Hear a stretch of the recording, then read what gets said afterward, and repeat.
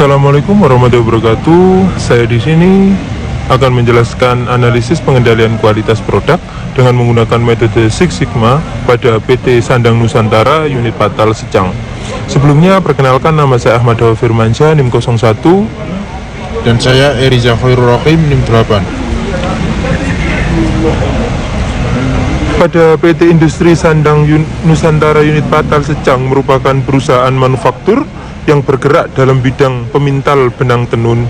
Produk yang dihasilkan adalah benang dengan berbagai macam jenis yang dipasarkan di luar negeri dan di dalam negeri.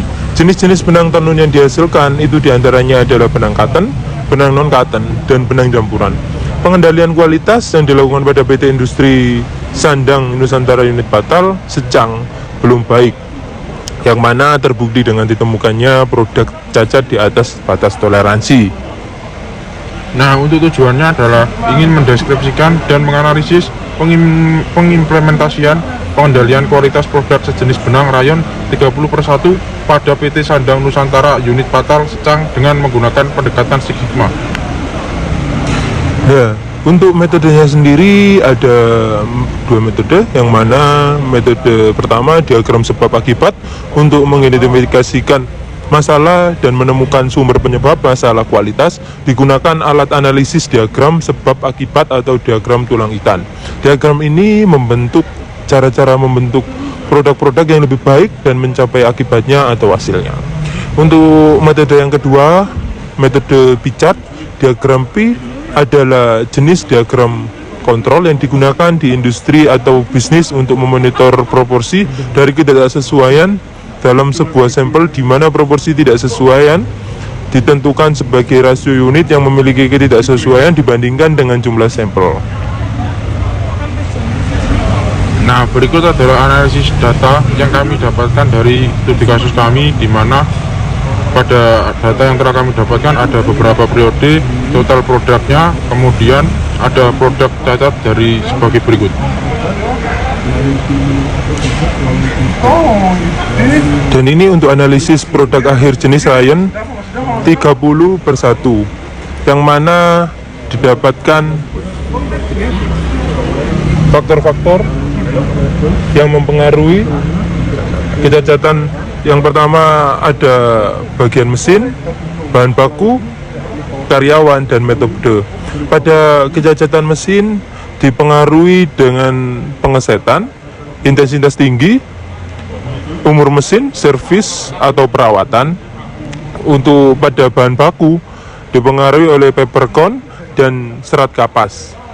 Untuk karyawan itu dipengaruhi oleh konsentrasi menurun, kurangnya komitmen, dan kurang telitinya pada pengecekan. Dan untuk metodenya itu sendiri, pengawasan tidak menyeluruh. Nah, berikut adalah kesimpulan dari studi kasus kami, di mana faktor-faktor yang menjadi sebab akibat produk cacat adalah mesin yang sudah berumur tua, kinerja karyawan, metode pengawasan, dan bahan baku kapas. Faktor penyebab utamanya adalah mesin, artinya mesin paling 98 mempengaruhi produk akhir. Dan kemudian diikutkan faktor karyawan, faktor metode, dan faktor bahan baku sebagai sebab lain yang membentuk produk akhir. Jadi semakin tua mesin yang digunakan, maka semakin banyak produk cacat yang dihasilkan, begitu juga sebaliknya. Ya, di sini kami akan mendemokan untuk hasil dari 15 periode untuk mengetahui tingkat kecacatan produk. Di sini tingkat periodenya sampai 15. Ya, di sini diketahui 15 periode dengan 15 jumlah kecacatan produk.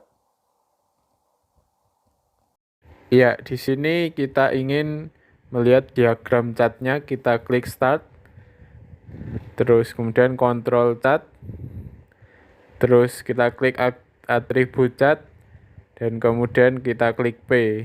Nah, ini muncul variabel, kita isi, kemudian ini C3, kita klik select. Nah, ini muncul, kita ini C2 nya, kemudian kita select, kemudian variabel. Nah, ini variabelnya bisa kita isi P. Oke. Oke. Nah, ini muncul variabelnya. Nah, kita ini bisa lihat hasil variabel diagram catnya. Sekian dari kami. Apabila ada kesalahan, saya ucapkan mohon maaf. Assalamualaikum warahmatullahi wabarakatuh.